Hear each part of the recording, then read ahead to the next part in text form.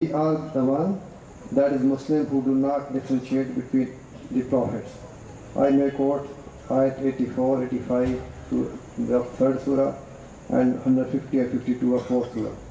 I understood you probably differently. Can you deliberate? آپ خود بتائیں. سوال کچھ بہت شکریہ موقع دیا انہوں نے. Thank you very much for giving the opportunity to place this question before you. I had referred to 2-3 references. In fact, there are many where we say we are the one, the Muslims, therefore it means, who do not differentiate between the prophets. 384 اور 385 جہاں میں نے اس کا ذکر کیا اس میں یہ تھا اور ہم وہ ہیں اس کا ترجمہ جو کچھ اترا اس کے اندر تقریباً 6 انبیاء کا نام ہے اور ہم ان میں کوئی فرق نہیں کرتے. اسی طرح سے البقرہ کے آخری رکوع کے اندر یہ ہے اور ہم وہ ہیں جو پہلے اور بعد میں آنے والوں کے درمیان فرق نہیں کرتے. اس کے مقابلے میں ایک اور جگہ ریفر کیا جاتا ہے کہ انبیاء کے درمیان درجات ہیں. اس کے امیڈیٹ بعد جس نبی کا ذکر ہے حضرت موسیٰ علیہ السلام. آپ نے تھوڑی دیر جب پہلے تقریر کی مغرب سے پہلے تو اس میں کچھ ایسا ذکر تھا تو میں چاہتا تھا کہ اس کو اگر آپ الیبوریٹ کر دیں.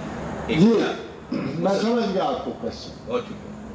بات یہ ہے کہ قرآن نے رسالت میں تفریق نہیں کی, رینکس آف دا ٹیچرز میں فرق نہیں ہے, مگر ایک چیز میں ضرور کہا, جیسے حضرت عیسیٰ علیہ السلام کے بارے میں کہا کہ میں نے انہیں بنو اسرائیل کی طرف بھیجا, اور یہ جو رینک پیغمبروں میں آئے یہ ان کی تعلیمات کے رینکس کے ڈفرنس نہیں ہے بلکہ ان کی اثرات کے رینکس کے لحاظ سے ڈفرنس ہے. جب یونس بن متی کا ذکر آیا تو رسول اللہ صلی اللہ علیہ وسلم نے انکسار فرمایا اور کہا مجھے یونس بن متی پہ ترجیح نہ دو. اور جب حضرت ابراہیم کا ذکر آیا اور کسی نے کہا کہ حضرت ابراہیم نے غلطی سے نمرود کے سامنے اپنی بیوی کو بہن کہہ دیا تھا تو کہا اس صورتحال میں شاید ہم سے بھی یہ خطا ہو جائے. تو حضور گرامی مرتبت کی سب سے بڑی پرسنل صفت یہ ہے, اور یہ میں آپ کو بات بتا رہا ہوں آج کی نسبت اگر آپ غور کرو گے تو آپ کو اپنا پیغمبر بڑا عجیب نظر آئے گا کہ 1,23,000 حدیث ہے, یعنی رسول اللہ صلی اللہ علیہ وسلم کے بارے میں 1,23,000 حدیثیں ہیں, مگر ایک حدیث بھی ان کی ذاتی تعریف میں نہیں. ایک حدیث میں بھی رسول اکرم صلی اللہ علیہ وسلم نے اپنی ذاتی تعریف نہیں فرمائی. اور عجیب سی بات یہ ہے, میں سمجھتا ہوں کہ اتنا سیلف لیس ٹیچر کبھی زمین و آسمان میں نہیں گزرا.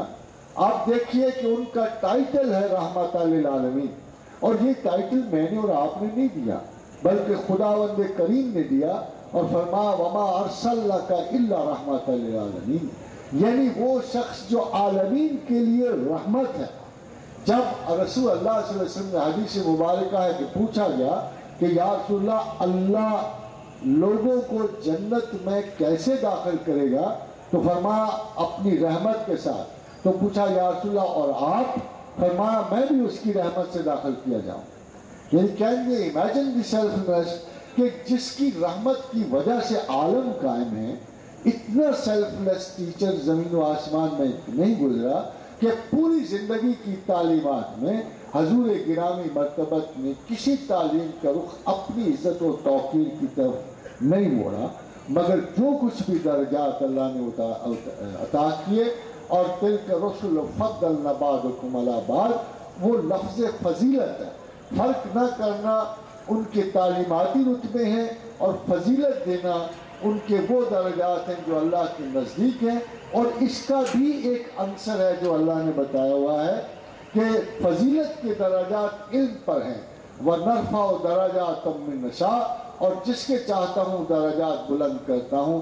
وَفَوْقَ كُلِّ ذِي عِلْمٍ عَلِيمٍ, اور ہر علم والے کے اوپر ایک علم والا ہے.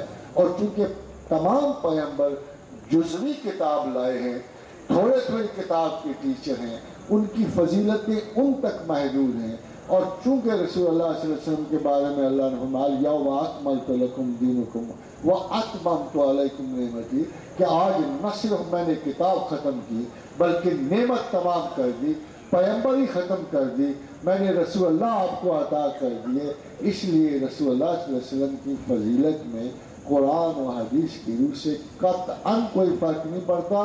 یعنی کوئی کسی قسم کا ہمارے نزدیک نہیں ہے اشتباہ، مگر خود رسول اللہ صلی اللہ علیہ وسلم کا ظرف عالی مقام یہ ہے کہ انہوں نے اپنے آپ کو کسی پہ ترجیح نہیں دی.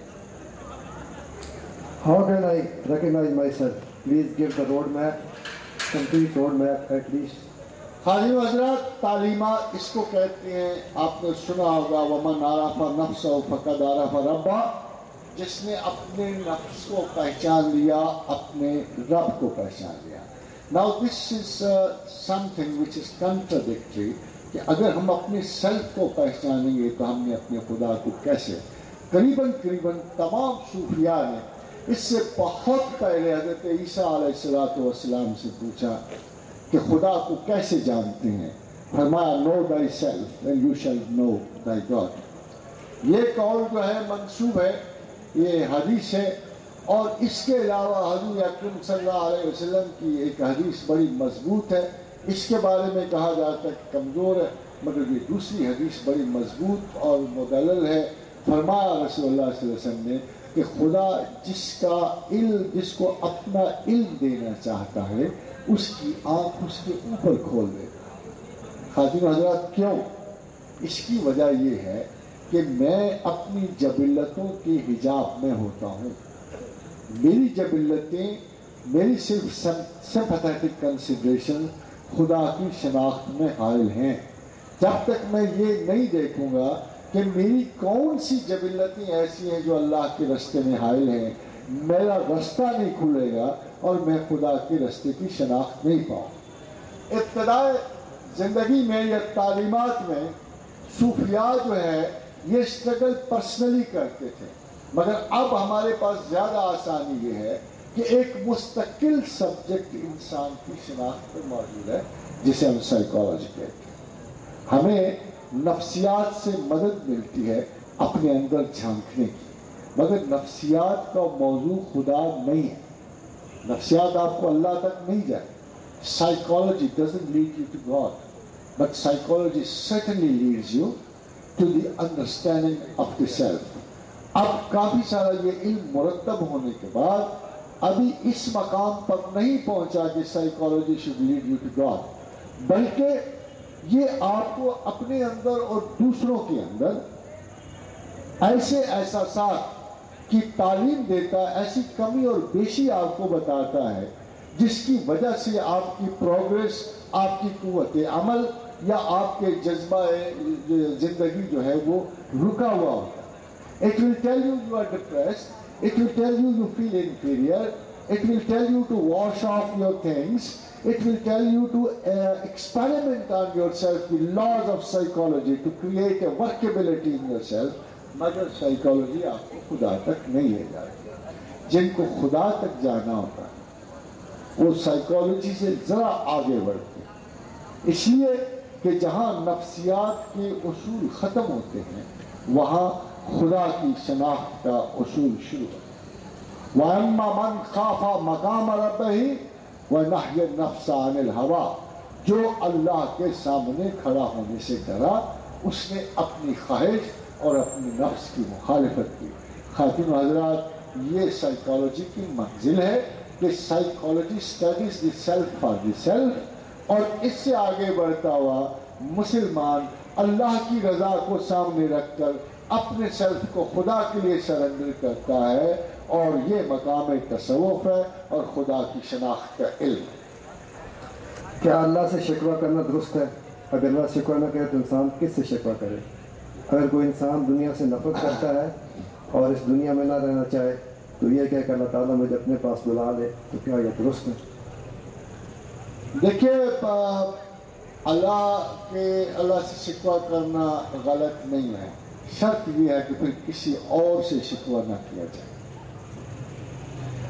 اگر اللہ ہی آپ کے پیش نظر ہے، خدا ہی آپ کی زندگی کا خالق ہے، آپ ضروریات بھی اسی سے مانگتے ہو، توجہات بھی اسی سے مانگتے ہو، تسکین بھی اسی سے مانگتے ہو.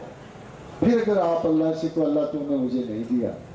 اگر حضرت ایوب علیہ السلام کی آپ گیت سنیں جب انہوں نے بیماری میں کیے تو لوگ ان کے پاس اس لیے آتے تھے کہ آپ ہم سے بات کریں اور خدا کا گلہ کریں. وہ نہیں کرتے تھے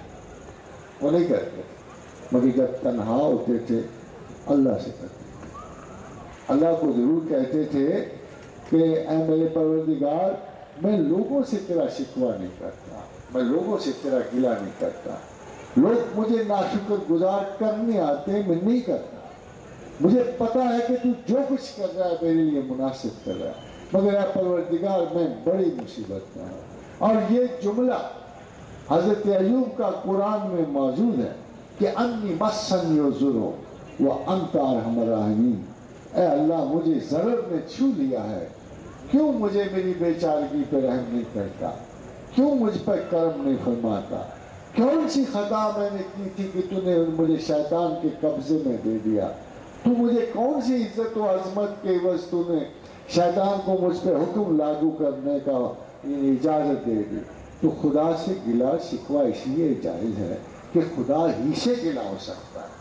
دینے والا وہی ہے، عطا کرنے والا بھی ہے. مگر اس یہودی کی طرح گلہ نہیں کرنا چاہیے جو خدا کہتے تھے کہ خدا کا ہاتھ تنگ ہے، ہمیں مال ہی نہیں دیتا. خدا کا ہاتھ تنگ نہیں ہے. گلہ کرنا ہو فراخ ہاتھوں سے کرو. ایسے جملے نہ بولنے چاہیے کہ جس میں خدا کی تقصیر نکلے یا اس کے عزت و جاہ و مرتبت کی کمی اس میں نکلے. باقی لوگ بہت کہتے ہیں کہ ہم اللہ پہ توکل کرتے ہیں، لوگ بہت کہتے ہیں کہ ہم خدا ہی کو مانتے اور خدا ہی سے مانتے ہیں، مگر وہ غلط کہتے ہیں. خدا ان کو آخر میں یاد آتا، سب سے آخر میں، جب سارے ذرائع ختم ہو جائے، سارے سورسز ٹرائی ہو جائے تو پھر ان کو خدا یاد آتا ہے. رب کعبہ کی قسم ہے جس نے اللہ پہ توکل کیا، خدا کے سوا کسی پہ آرزو نہیں رکھی، اس کا شکوہ بھی اللہ تعالیٰ قبول کرتا ہے اور اس کی ہر دعا کو قبول کرتا ہے اور اس کی ہر آرزو کو مطلب تک پہنچاتا ہے. حضرت شیخ عبد القادر جیلانی سے کسی نے پوچھا کہ اسم اعظم کیا ہے؟ فرمایا جب تو ایسے اللہ کا نام لے کہ تیرے دل میں کوئی اور نام نہ ہو تو وہ اسم اعظم ہے. ایسے اللہ کا نام لے کہ تیرا دل خالی ہو اور اس میں کوئی اور اسم نہ ہو تو یہ اسم اعظم ہے. حضور گرامی مرتبت کی حدیث ہے، جب بندہ اللہ کو اتنا یاد کرتا ہے، اتنا یاد کرتا ہے کہ اس کا دل ایک صحرا اور ویرانے کی طرح ہو جائے اور اس میں ایک چراغ جلتا ہو اور خدا کی یاد کا چراغ، تو پھر اللہ اس کے ہاتھ بن جاتا ہے، اس کا اشارہ بن جاتا ہے، اس کا کلام بن جاتا ہے، اس کے ابرو چشم سے بادل جھکاتے ہیں، اس کے ایک اشارہ انگشت سے روشنیاں پھیل جاتی ہیں، اس کے جملہ صادقہ سے کائنات کی تقدیریں بدل جاتی ہیں. یہ حدیث مبارکہ موجود ہے. What is the difference between information and knowledge? By having good knowledge of Quran, you believe on Darwin's theory of evolution. Why you use the word like Homo sapiens, apes, and then human for mankind? Information وہ ہے جو انسان نے collect. کتاب تو اللہ قرآن میں اور باقی تمام تحقیقات جو اب تک ہوئی، خواہ وہ کمپیوٹرز کی تھیں، خواہ بایولوجی کی تھی، خواہ جینیٹکس کی تھیں، سائنسز کی تھیں، یہ کتابیں تحقیق، یہ کتاب تخلیق نہیں ہے. اور سائنسز اگر ملا دی جائے اور ایک کتاب بنائی جائے تو ہم اس کو کہیں گے یہ کتاب تحقیق ہے اور قرآن کتاب تخلیق ہے. قرآن میں جو بولتا ہے اس نے چیزیں بنائی ہیں، سائنس میں جو بولتا ہے وہ چیزوں کو دریافت کرتا ہے. اسی بات کو لارڈ برٹرینڈ رسل نے ادا کیا کہ we only know the relationship of things, we do not know the nature of things. Quran strictly denounces taking and giving usury or interest. In this context, what is the status of all banking and insurance related business? Is the job